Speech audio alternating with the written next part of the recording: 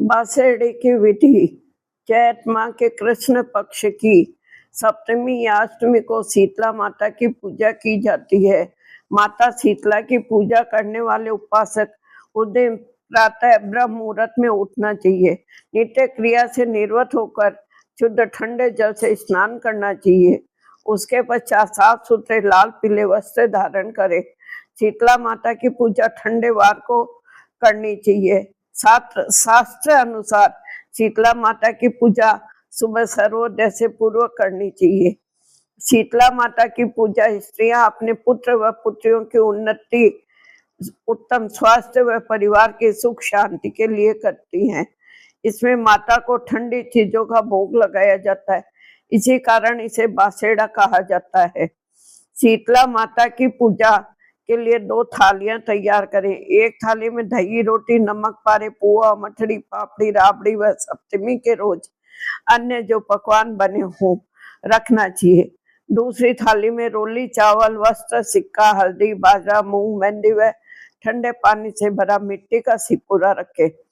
शीतला माता ठंडी चीजों से बहुत प्रसन्न रहती है। शीतला माता को थाली में रखा भोग अर्पण करके माता से परिवार की मंगल कामना के लिए प्रार्थना करनी चाहिए। बासेड़े के रोज ही मिट्टी के 9 कंडवारे जिसमें माता को अर्पण किए हुए ठंडे भोग से भरे हुए हो 9 छोटी कन्या को दे दिए जाते हैं। शीतला माता की कहानी। चैत का महीना या होली के बाद के दिन आए, शीतला सप्तमी आई। सभी लोग कहने लगे माता आई, माता आई। किसी ने हलवा बनाया, किसी ने पूड़ी बनाई, माता जी के गर्म खाने का भोग लगाया। माता के अंग अंग में आग जलने लगी। माता दौड़ी दौड़ी कुम्हार के घर गई। कुम्हार को कहा मेरा अंग अंग जल रहा है, मुझे ठंडी मिट्टी में लेटना है। ठंडी मिट्टी में लेटने से माता को थोड़ी ठंडक मिली और बोली कुम्हार मुझे भूख लगी है। कुम्हार ने रात को ठंडी राब रोटी माता को खाने को दी। इसमें माता ठंडी हुई और कुम्हार पर प्रसन्न हुई। माता ने कहा सारी नगरी में हाहाकार होगा, केवल तेरा घर बचेगा। सारा नगर त्राही त्राही करने लगा और कुम्हार का घर बच गया। गांव वाले कहने लगे कुम्हार तूने क्या जादू किया जिससे सारा नगर नष्ट हो गया और तेरा घर बच गया। कुम्हार ने कहा मैंने कोई जादू टोना नहीं किया, मैंने तो बस माता को शीतल किया है। तुम सब लोगों ने गर्म भोजन कराया तो माता के अंग अंग में फपोले हो गए थे, इसी कारण माता का कोप हुआ है और नगर में त्राही त्राही मची है।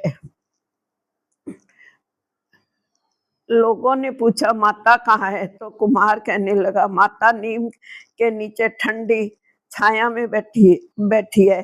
गांव वाले माता के पास गए और विनती करने लगे।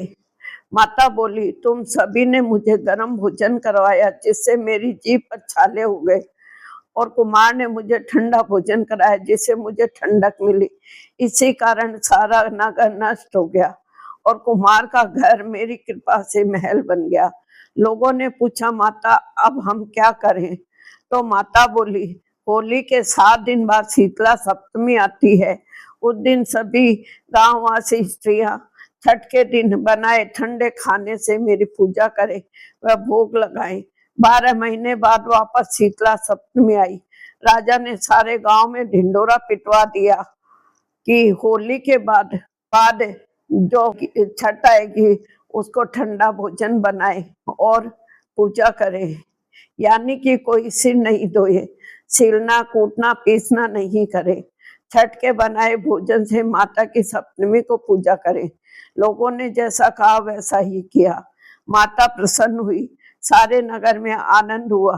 हे शीतला माता जैसे सारे नगर वासियों को क्षमा किया, उन पर प्रसन्न हुई, वैसे सभी पर प्रसन्न रहना, भूल चूक माफ करना। जय शीतला माता की। विनायक जी की कहानी। एक सास बहू थी। सास उसकी बहू को खाना नहीं देती। बहू रोज नदी पर जाती, जाते समय घर से आटा ले जाती, नदी से पानी लाती, आटा गूंथती, पंसारी की दुकान में थोड़ा गुड़ घी खरीद कर लाती और शमशान की चिता पर रोटी सेकती। रोटी चूर कर घी गुड़ डाल चूरमा बनाती। पास ही मंदिर में विनायक जी की पूजा करके भोग लगाती और फिर खुद खा लेती। ऐसा बहुत दिनों तक चलता रहा। विनायक जी को ऐसा देखकर बहुत अचंभा हुआ और उन्होंने अपने मुंह में अंगुली रख ली। बहू तो घर गई और दूसरे दिन मंदिर के पट खुले तो लोगों ने देखा विनायक जी के मुंह में अंगुली है और आश्चर्य करने लगे।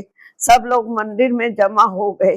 वह कहने लगे कि जो कोई विनायक जी के मुंह से अंगुली निकालवाएगा उसे इनाम दिया जाएगा। सभी ने अपनी कोशिश की पर कोई फायदा नहीं हुआ।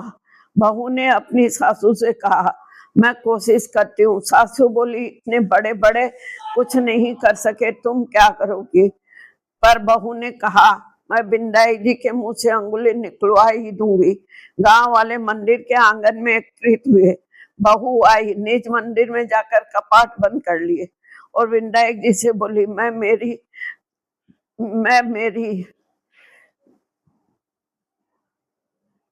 बहू आई, निज मंदिर में जाकर कपाट बंद कर लिए और विनायक जी से बोली, मेरे घर से आटा लाती हूँ, नदी से पानी लाती हूँ, पंसारी से गुड़ लाती हूँ, चिता पर रोटी सेकती हूँ, इसमें आपको क्या आपत्ति हुई? आपको मुंह से अंगुली हटानी पड़ेगी। विनायक जी ने सोचा, इसने पहले मुझे भोग लगाया, सच्चे मन से मुझे ध्याया है, इसकी बात तो माननी पड़ेगी और उंगली हटा ली। बहू ने मंदिर के दरवाजे खोले और लोगों ने देखा कि विनायक जी ने अंगुली हटा दी। गांव वाले कहने लगे कि बहू ने कहा, मेरी सासू ने मुझे भोजन नहीं देती थी, तब मैं घर से आटा, नदी से पानी व पंसारी से गुड़ लाकर चिता पर उसे सेकती। पहले विनायक जी के भोग लगाती, फिर खुद खाती। इसीलिए विनायक जी को अचंभा हुआ और उन्होंने अंगुली रखी, तब अंगुली हटा दी। जैसे विनायक जी ने बहू से प्रसन्न होकर उसका मान बढ़ाया, वैसे ही सभी पर कृपा करें। जय विनायक जी महाराज की जय।